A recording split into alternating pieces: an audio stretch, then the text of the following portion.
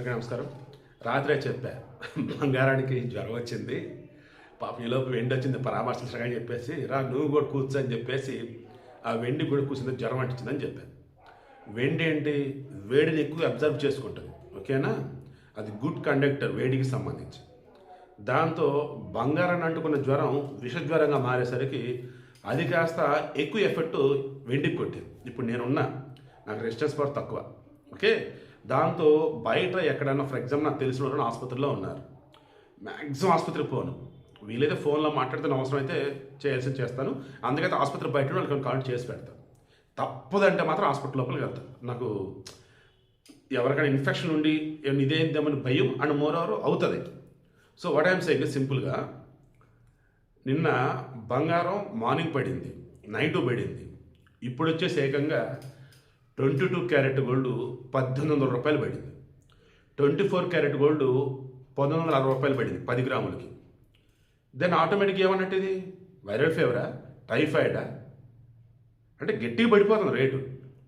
వెండి ఉంది కదా, వెండి రెసిస్టెన్స్ పవర్ తక్కువ కదా, అండ్ హీట్ అబ్జర్వ్ గట్టిగా చేసింది కదా. ఈ బంగారం పక్కనే ఉంది కదా, గట్టిగా కొట్టేసింది. 8,001 తగ్గింది. కేజీ వెండికి 8,001 తగ్గింది. కేజీ వెండి ఇప్పుడు 1,75,000 రూపాయలు ఉంది హైదరాబాద్ మార్కెట్లో. మరలా చెప్తున్నా, వెండికి సంబంధించి ఖచ్చితంగా పెరుగుతుంది, బట్ టైం పట్టింది. మీ దగ్గర వెండి కనుక ఉంటే తొందరపడి మాత్రం అమ్ముకోకండి, ఓకేనా? తప్పదు, ఎమర్జెన్సీ అవసరం ఉందంటే అప్పుడు మాత్రం అమ్ముకోండి.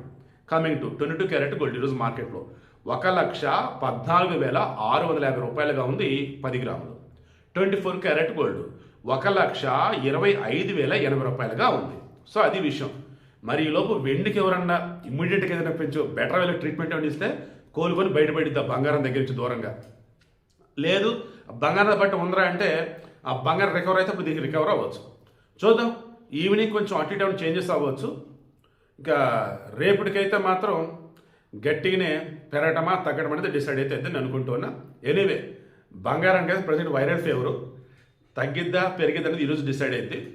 వెండి మాత్రం ఆ బంగారం దరిదాపులకు పోయిందంటే మాత్రం గట్టి పడిపోతా ఉంది.